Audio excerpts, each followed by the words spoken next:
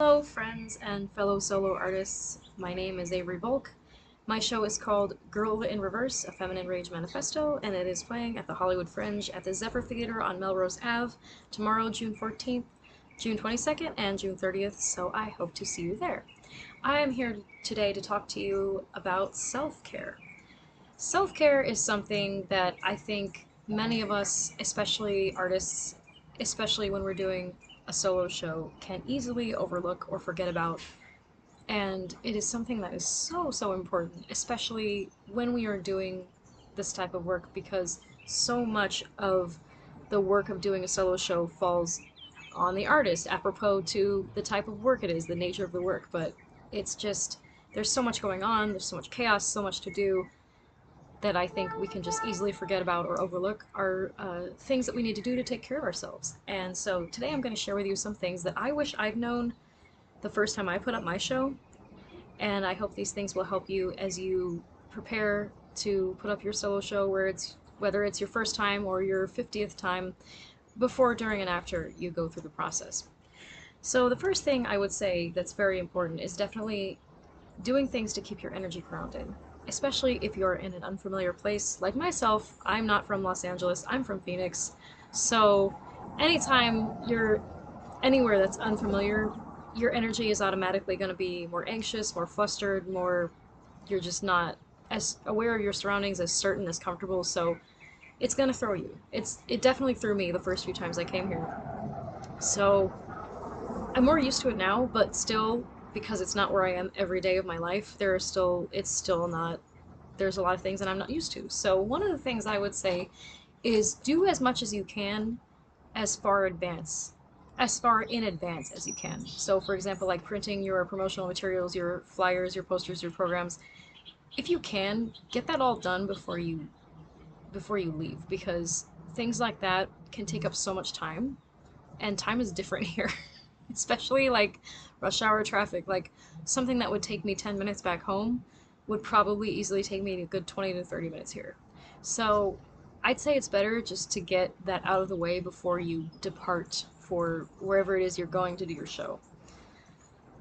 Another thing is I have these very simplistic grounding rituals that are non-negotiable. So one thing that I love to do is play singing bowls. I have a few, and I play them every night before I go to bed. And that is every night, non-negotiable. It is without fail. It's just something that I do to keep myself grounded.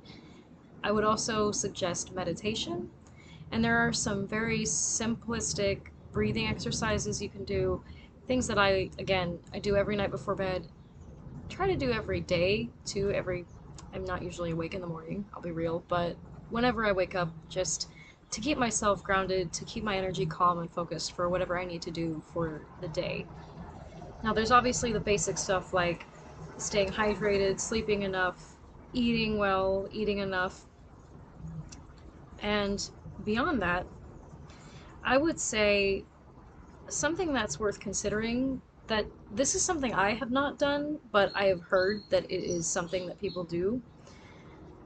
Consider having a handler. So, a handler being someone who helps you with the extraneous tasks like printing promotional materials, driving, running errands. If you have the ability to negotiate that type of thing with someone, I would say it's worth it. Again, especially if you're in an unfamiliar place putting your show up. So I don't know all the. There's a plane. Sorry, I'm outside. It's the middle of the day. I'm fighting with noise and people and things. So just give that a minute. So I don't know all the logistics that go into negotiating something like that. I think usually people ask friends to do it. I've just heard that it is an option, so I say that's something definitely worth considering. I would say it's absolutely worth it to take extra care of your body and your voice. And that can be as simple as doing things like taking a 5-minute walk, doing a stretch, doing yoga, as I mentioned earlier, meditation, breathing exercises. I this is your instrument, and you get one.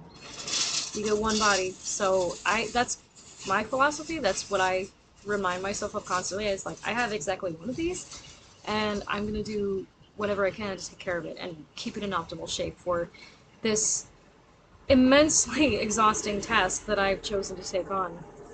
So, stretching, yoga, meditation, breath work, all of that is.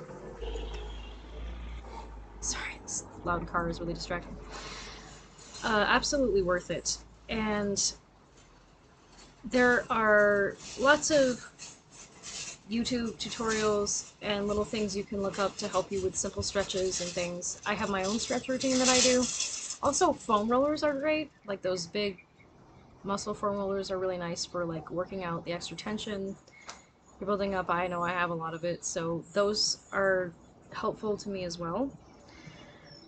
I would say any kind of little rituals that you do as far as like little treats and little things like coffee, tea, chocolate, all of those, just if you're doing that already, keep doing it. It's just worth it to keep your energy going and also just to keep your, I would say, morale up, because it's like this is a very stressful, anxious thing, and whatever you can do to ground yourself and give yourself little rewards is great. Affirmations. Speaking out loud to yourself. I just did this last night, and I don't even do this every day, but sometimes the moment just hits me where I'm just doing something mundane like doing the dishes or the laundry, and I'll just be like, I'm so fucking proud of myself. And when I do that, it's like, oh yeah, that's powerful. That feels so good to just say that out loud to myself and speak it out and have it in my energy field. A huge thing that I don't feel like I hear people talk about enough is vocal health. Obviously, you're going to hear people talk about it who are singers and in that kind of profession in the music world, but I don't hear a lot of people talking about it otherwise. And so I think that is something that can be really easily be overlooked as well. And it's vital. We need our voice. Again, this is your instrument. You have one, so you got to take care of it. I also have like one of my day jobs is very strenuous on my voice, so I have to do a lot of this stuff anyway, just in my day to day. So the two biggest things, the two absolute best things you can do for your voice are rest and steam. So rest is tricky, obviously, because that just means not speaking. So what I do when I'm on vocal rest is usually I will just, when I need to communicate something, I will just use my notes app on my phone, type it out, and hold it up to people and be like, you can read. And I tell people that and they laugh, but it's true. You gotta do what you gotta do, right? So, steam. Obviously, you can spend some extra time in the shower, but I would highly recommend investing in one of these. This is a vocal steamer. These will set you back about 40 bucks. I'm lucky that this is actually my friend's and I just borrowed it. So if you can do that, do that. But it's worth the investment for sure. Another thing I really love are these throat pastilles. These are made in the UK. You can get them on Amazon. They are really wonderful. They're specially formulated for vocal performance, so they're really wonderful for just keeping your voice feeling good, feeling soothed, relaxed, in shape. So I use these a lot. Another thing I would say, people talk about throat coat a lot. Throat coat's great, but I personally prefer making my own throat tea, which consists usually of Earl Grey tea, but it doesn't matter the type of tea. It could be literally anything, whatever your favorite type of tea is. It probably works best with, I would say, black tea, but you can do decaf, you could do whatever you like. So my go-to is Earl Grey tea with freshly chopped ginger, honey, and lemon. That is just really great on your throat. Feels good. I find it works the best every time I drink it before I have to do any type of vocal performance. My voice always feels ready to go, so it just gives you that nice extra boost. So I would recommend that. That's what I do. Let's see what else. I'm checking my notes here.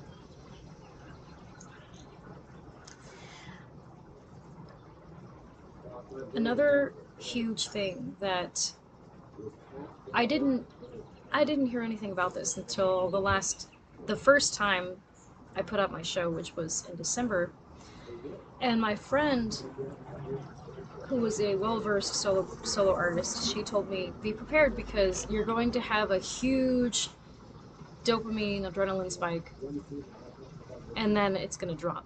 So as soon as the show is over, you're going to have like a huge drop. You're going to have this huge come down. And she said that to me, and I go, oh yeah, that makes perfect sense. I will be ready for that. I was not. I was not ready for that at all. Now it's one thing where you can think about it in your mind and be like, oh yeah, okay, yep, I'll be ready. And then it's an entirely different thing when you're experiencing it. So Jessica has this really wonderful post about it on her blog, but I would recommend, absolutely, can't speak words. I would definitely recommend checking that out. I'm going to speak to you a little bit about my personal experience, so I feel like it helps to hear about it and really consider it and kind of turn it over in your mind so you can be as best prepared as possible. So, I had a full-on out-of-body experience when my show was over. Like, the lights came up, I sat down for the Q&A, and I left the building. I left my body. I was like, I am not here. Did something just happen? I think so, but I'm not sure. Because I am in another world right now. So, who knew that bearing the deepest, darkest parts of your soul on stage in front of an audience could take you to an entirely separate plane of reality? But apparently it's true.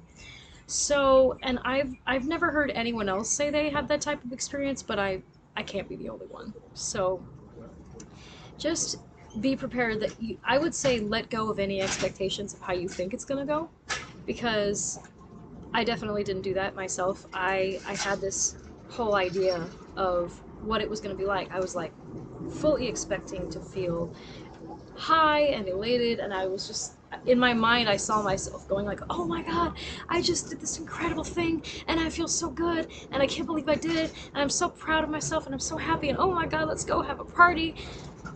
That is not where I was at all, because like I said, I just was not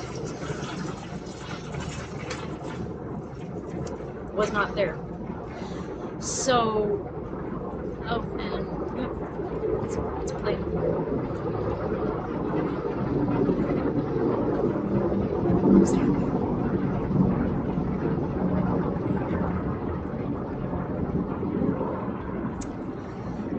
So as I said, I was not there. And fortunately I had very supportive people around me who were able to support me and carry me through that. Somebody asked me where I wanted to go celebrate, and my other friend was like, no, no, no, she can't make decisions right now. Don't ask her questions. I was like, thank you. So, yeah, it was very much an out of body experience. And the next day, and of course, part of it was I struggled because I'm a perfectionist, as most of us are, and it was not perfect. There were things that went wrong, there were things that didn't go as I wanted, and I struggled. And I was emotional, and I was beating myself up, of course, and I didn't sleep well. I was crying a lot. I wasn't eating a lot the next day. I just didn't feel hungry. And then about halfway through the day, I realized, oh, I'm grieving. I'm my body's grieving, because it was literally like I experienced a death. So, and in a way, it is a death, especially if it's the first time you're putting up your show, because it's the first time you are having that specific type of experience, and you will never have another first time. So that's big. That's a big thing. And I think I just wasn't prepared to feel that way at all. So again, like I said, I had supportive people around me who I could speak to, I could speak on my feelings, and they were giving me very loving support. They were reflecting things back to me. It really helped to have people around me who could speak from the outside of the experience, because of course you as the artist you're only on the inside. And so if you are in a place after your performance where you can be with people, especially hopefully supportive ones, and they can kind of reflect your experiences back to you, that's something because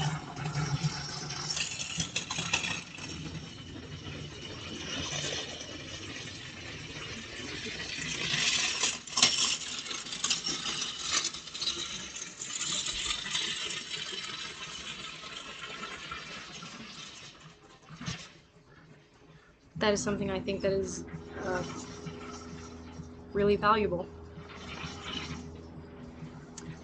So that helped me, and that helped me to not stay stuck in that place and to keep moving through everything I was feeling and experiencing and slowly, very slowly come out of it and just allow it. And the other part of it was that I had to do that before I could allow myself to experience any of the success, any of the victories, any of the positive things, any of the things that went right. I had to grieve the things that went wrong first, and then I could start taking in and feeling the things that went right. So that was just my experience. Yours can be totally different.